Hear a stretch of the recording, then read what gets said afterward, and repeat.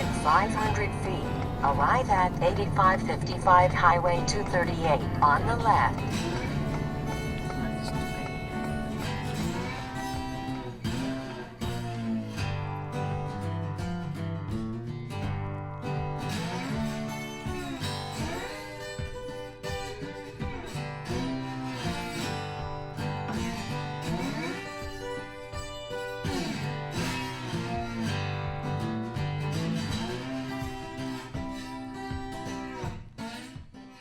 About them, yes. Balestra is this next one. It is a blend of Marsanne, Roussanne, and Viognier. Oh, wow.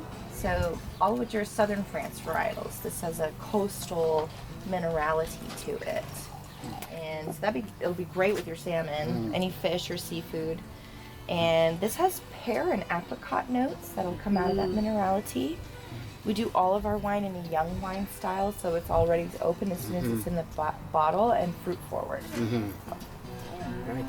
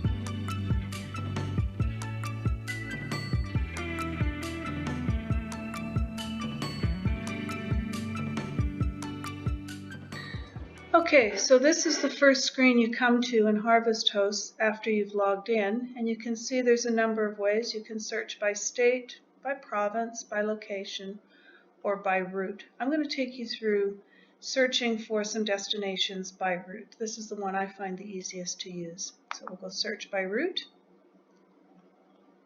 I'm going to say no. And we're going to go into our preferences. We'll go to the route. First, we'll set our preferences. I like to stay at wineries, farms, golf, or breweries or attractions. Breweries and distilleries. I don't use attractions because they're usually open to the public. Sometimes the hours can be long and the parking can be pretty full. Also, your RV length. It's not just your RV length, it's the overall length. So from tip to tip, bumper to bumper, we're 47 feet. And that's important for, if some of the places have restricted access for bigger units, you certainly want to know that. And there was a time where we had quite a time getting into a place because it was pretty crowded. Also, we want pet friendly because we have dogs. I certainly don't want there to be any restrictions on that. I'm going to plan to go from Redding, California to Vancouver, British Columbia. And we're going to not want to go 120 miles off of the destination. We're going to want to go, I don't know, maybe 15 miles away from our destination. So as you can see, everything has populated quite nicely. Where there's a lot more choices, we'll just get these little hubs. And as you can see, you've got the little wine glass to denote a winery and a queued up golf ball for the golf.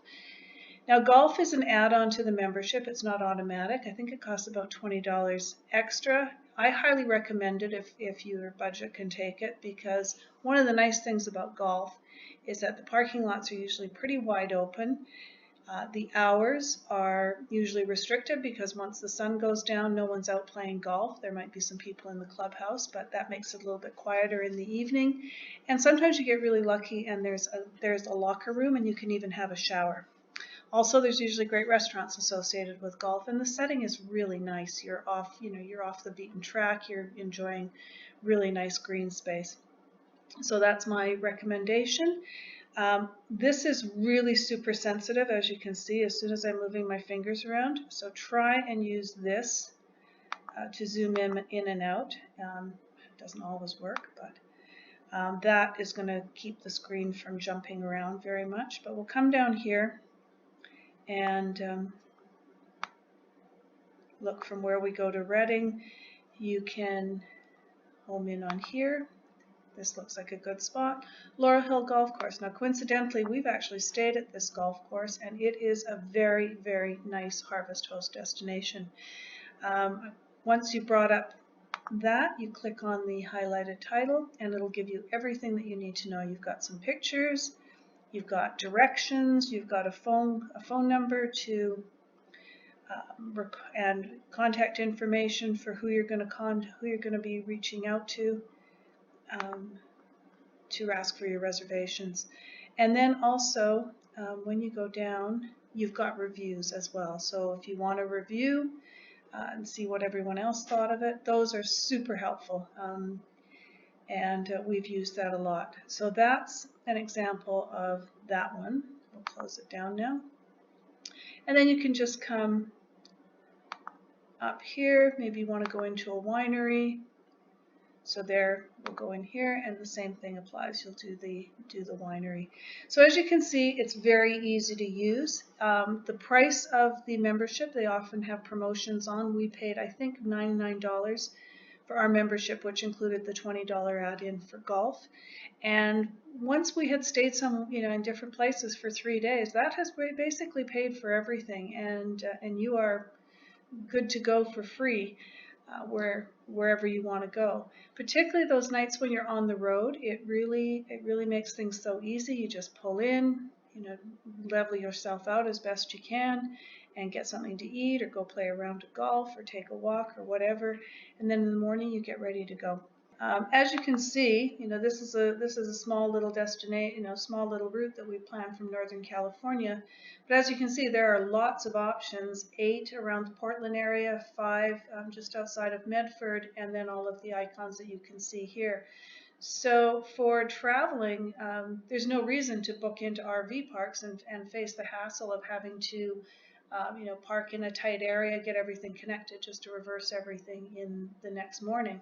So for those of you who can be self-sufficient for a night or two on the road, this makes a wonderful option.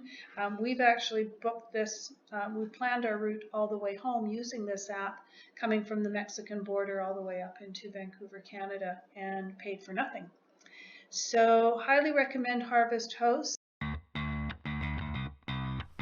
So thanks for watching, and please help us grow our channel by liking and subscribing. See you next time. See you next time.